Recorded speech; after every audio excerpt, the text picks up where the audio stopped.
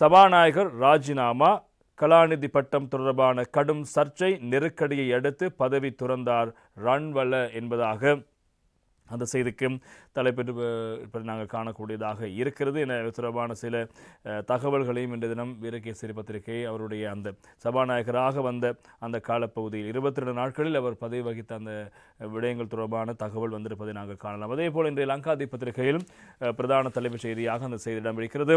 ஆச்சாரிய பட்டம அவுல துரதிகையை கதாநாயக்க இல்லா அஸ்வை என்பதாக இன்றைய தினம் லங்காதி பத்திரிகையினுடைய பிரதான தலைப்பும் அதனை அடிப்படையாக வைத்து இடம்பெறுகிறது. அதே போல இன்று டெய்லி மிரர் பத்திரிகையில் ஸ்பீக்கர் ஸ்டெப்ஸ் டவுன் என்பதாக அந்த செய்திக்கு தலைப்பிட்டு பல முக்கியமான தகவல்களை இன்றைய தினம் டெய்லி மிரர் பத்திரிகை வழங்கியிருப்பதை நாங்கள் காணக்கூடியதாக இருக்கிறது. எனவே அது தொடர்பான விடயங்களும் பிரதானமாக இன்றைய தினம் பத்திரிகை இடம்பெடுத்திருப்பதை காணலாம். எனவே அந்த அடிப்படையில் பதவியேற்பு கடந்த நவம்பர் மாதம் 21ஆம் தேதி பதவியேற்றிருந்தார்.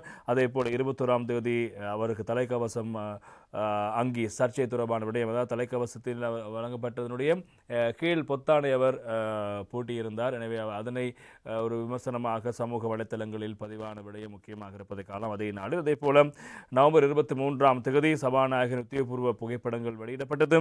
அதே போல நவம்பர் 25ஆம் தேதி கலாநிதி பட்டம் குறித்து மஹிந்த தேசப்பிரிய கருத்தொன்றை முன்வைத்திருந்தார். டிசம்பர் 9ஆம் தேதி பாராளுமன்ற இணையத்தில் சபாநாயகரின் கலாநிதி பட்டம் நீக்கப்பட்டது. டிசம்பர் 10ஆம் தேதி அமைச்சரவை பேச்சாளர் தொடர்பாக கருத்துக்களை வெளியிட்டிருந்தார். டிசம்பர் 13ஆம் தேதி சபாநாயகர் ராஜினாமா செய்தார். பதவியேற்று 22 நாட்களில் தன்னுடைய பதவியை அவர் ராஜினாமா செய்த விவகாரங்கள் தான் முக்கியமான செய்திகளாக இருப்பதை நாங்கள் காணக்கூடியதாக இருக்கிறது. எனவே தொடர்பான விரிவான தகவலை நாங்கள் இப்போது பார்க்கலாம். கலாநிதி பட்டம் தொடர்பில் எழுந்த கடும் சர்ச்சைக்கு மத்தியில் உரிய ஆவணங்களை சமர்ப்பிக்க தவறிய சபாநாயகர் அசோக் ரன்வல தனது சபாநாயகர் பதவியை நேற்று ராஜினாமா செய்துள்ளார். இருப்பினும் கல்வித் தகமை தொடர்பில் தான் பொய்யான விடயங்களை குறிப்பிடவில்லை என்றும் சபாநாயகர் தனது ராஜினாமா கடிதத்தில் தெரிவித்திருக்கிறார். இலங்கை பாராளுமன்ற வரலாற்றில் சபாநாயகர் ஒருவர் சுயமாக பதவி விலகியமை இதுவே முதல் தடவையாக கருதப்படுகிறது. அத்தோடு கல்வித் தகமை விவகாரத்தில் குறுகிய காலத்தில், அதாவது 1 மாதத்துக்கு குறைவான காலப்பகுதியில் சபாநாயகர் ஒருவர் பதவி விலகியமை இதுவே முதல் தடவையாக இருக்கிறது.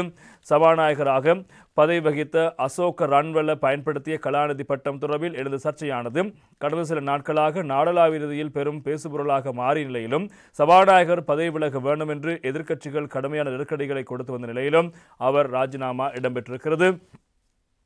குறிப்பாக எதிர்க்கட்சிகள் சபாநாயகருக்கு எதிராக நம்பிக்கையில்லா பிரேரணையை கொண்டு வரும் நோக்கில் நடவடிக்கையில் எடுத்த நிலையில் அசோக் ரன்வல தனது பதவியை ராஜினாமா செய்திருக்கிறார். ஜனாதிபதி அன்ருகுமார் திசாநாயக்க தலைமையிலான அரசாங்கத்தின் கொள்கை பிரகடன உரை கடந்த நவம்பர் மாதம் 21ஆம் தேதி இடம்பெற்றது. இதன்போது 10வது பாராளுமன்றத்தின் புதிய சபாநாயகர் பதவிக்கு தேசிய மக்கள் சக்தியின் சார்பில் கம்பஹா மாவட்டத்தில் போட்டியிட்டு வெற்றி பெற்ற அசோக சப்மல் ரன்வலவின் பெயரை பிரதமர் கலாநிதி ஹரணி அமரசூரிய முன்மொழிந்தார். இதனை வெளிவிவகார அமைச்சர் விஜித் ஹேரத் வழிமொழிந்தார். சபாநாயகர் பதவிக்கு எதிர்க்கட்சிகளின் சார்பில் பிரிதொருவரின் பெயர் முன்மொழியப்படாத நிலையில் 10வது பாராளுமன்றத்தின் சபாநாயகராக அசோக சப்மல் ரன்வல வாக்கெடுப்பினர் ஏகமனதாக தெரிவு செய்யப்பட்டார். அரசாங்கத்தின் கொள்கை பிரகடனத்தன்று சபாநாயகர் உத்தியோகபூர்வமாக தலைக்கவசத்தை தவறான முறையில் அணிந்திருந்தமை தொடர்பிலும் சமூக ஊடகங்களில் கடும் விமர்சனங்கள் முன்வைக்கப்பட்டன. சபாநாயகராக அசோக் ரன்வல தெரிவு செய்யப்பட்ட அதே வாரத்தில் தேர்தல்கள் ஆணைக்குழுவின் முன்னாள் தலைவர் மஹிந்த தேசப்பிரிய தனது உத்தியோகபூர்வ முகப்புத்தகத்தில் சபாநாயகர் அவரது கலாநிதி பட்டத்தை உறுதிப்படுத்த வேண்டும் அல்லது பதவி விலக வேண்டும் என்று பதிவேற்றம் செய்திருந்தார். இந்த பதிவு சமூக கட்டமைப்பில் பிரதான பேசுபொருளாக காணப்பட்ட நிலையில் பொது நிகழ்வில் கலந்து கொண்ட சபாநாயகர் அசோக் ரன்வலவிடம் இவ்விடயம் குறித்து ஊடகங்கள் கேள்வி எழுப்பிய போதும் தன்னிடம் 2 பட்டங்கள் இருப்பதாகவும் கலாநிதி பட்டம் தொடர்பில் முன்வைக்கப்பட்டுள்ள கேள்விகளுக்கு தற்போது பதிலளிப்பது அவசியமற்றது என்றும் குறிப்பிட்டிருந்தார். இவ்வாறான பின்னணியில் சபாநாயகரின் கல்வித் தகமை குறித்து அமைச்சரவை பேச்சாளர் நலிந்த ஜாயதிசவிடம் கடந்த செவ்வாய்க்கிழமை ஊடகங்கள் கேள்வி எழுப்பிய போது கல்வித் தகமை குறித்து சபாநாயகர் பதிலளிப்பார் என்று குறிப்பிட்டிருந்தார்.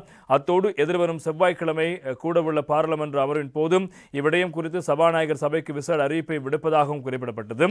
சபாநாயகரின் கல்வித் தகமை குறித்து மொரட்டுவை பல்கலைக்கழகம் மற்றும் ஜப்பான் வஷிடோ பல்கலைக்கழகம் மாறுபட்ட கருத்துக்களை குறிப்பிட்டுள்ளதாக எதிர்க்கட்சிகள் தெரிவித்தன. சபாநாயகர் தனது கல்வித் தகமையை பகிரங்கப்படுத்த வேண்டும் அல்லது பதவி விலக வேண்டும் என்று எதிர்க்கட்சிகள் கடுமையாக வலியுறுத்தின. நாட்டின் 3ஆம் பிரஜையான சபாநாயகர் கல்வித் தகமை விவகாரத்தில் மோசடி செய்வாராயின் எவ்வாறு பாராளுமன்றத்தின் சுயாதீனம் பாதுகாக்கப்படும் என்று எதிர்க்கட்சி கேள்வி எழுப்பின.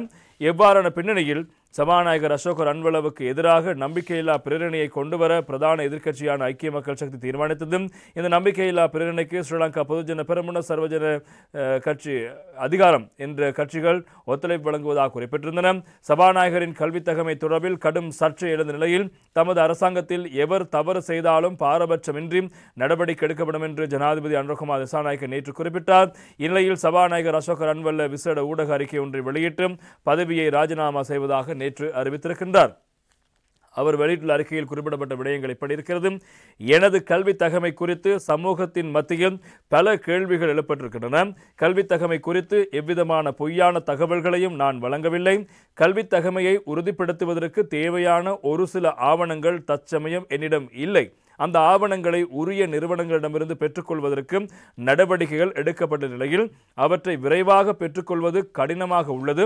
எனக்கு கலாநிதி பட்டத்தை வழங்கிய ஜப்பானின் வஷிடா பல்கலைக்கழகத்துக்கு இணையான ஆராய்ச்சி நிறுவனம் கலாநிதி பட்டத்துக்குரிய ஆவணங்களை வெகு விரைவில் வழங்குவதாக குறிப்பிட்ட நிலையில் அவற்றை வெகு விரைவில் முன்வைக்க எதிர்பார்த்திருக்கின்றேன். எவ்வாறாயினும் தோற்றம் பெற்றுள்ள நிலைமையை கருத்தில் கொண்டு அரசாங்கத்தையும் எம்மீது நம்பிக்கை கொண்ட மக்களையும் நெருக்கடிக்குள்ளாக்குவதை தவிர்க்கும் வகையில் சபாநாயகர் பதவியை ராஜினாமா செய்கிறேன் என்று அவர் குறிப்பிட்டிருக்கின்றார். இதேவேளை இலங்கை பாராளுமன்ற வரலாற்றில் சுதந்திரத்துக்கு முன்னான காலப்பகுதியில் 5 சபாநாயகர்களுக்கு எதிராக நம்பிக்கையில்லா பிரேரணைகள் கொண்டு வரப்பட்டிருக்கின்றன.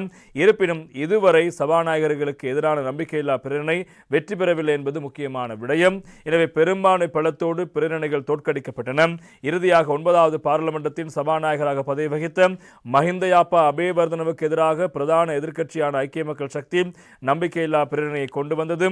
அந்த பிரேரணை பெரும்பான்மை பலத்தோடு தோற்கடிக்கப்பட்ட வரலாறு தான் எங்களிடம் இருக்கிறது. எனவே எந்த ஒரு சபாநாயகரும் தன்னுடைய இந்த சில பிரச்சனைகள் காரணமாக விமர்சனங்கள் காரணமாக பதவி விலகிய வரலாற்றை இலங்கை காணவில்லை. எனவே முதன்முறையாக சபாநாயகர் ஒருவர் இவ்வாறு தன்னுடைய பதவியிலே ராஜினாமா செய்த விவகாரங்கள் முக்கியமான விடயமாக இருப்பதை காலம். இலங்கை அரசியலில் புதிய மாற்றத்தை எதிர்பார்த்து காத்திருந்த மக்களுக்கு இந்த புதிய அரசாங்கம் தோற்றுவிக்கப்பட்டது. எனவே இந்த புதிய அரசாங்கத்தின் ஊடாக அவர்களுடைய சபாநாயகரை இப்போது வேண்டுமென்றால் அதனை பாராளுமன்றம் வரை எடுத்தறிவு செய்யப்பட்டு பாராளுமன்றத்தில் நம்பிக்கையில்லா பிரேரணை கொண்டு வந்தாலும் அரசாங்கத்துக்கு 3 பெரும்பான்மை இருக்கிறது. நம்பிக்கையில்லா பிரேரணை இலகுவாக தோற்கடித்து விட முடியும். இருப்பினும் வாக்களித்த மக்களுக்கும் அரசாங்கத்திற்கும் இந்த விடயத்தில் பிரச்சனை ஏற்படுத்துவதை தவிர்த்து தான் அந்த பதவியை ராஜினாமா செய்வதாக இப்போது சபாநாயகர் அசோக ரன்வல தன்னுடைய பதவியை ராஜினாமா செய்திருக்கிறார் என்பதுதான் முக்கியமான செய்தியாக இடம்பெடுத்திருப்பதை காணலாம்.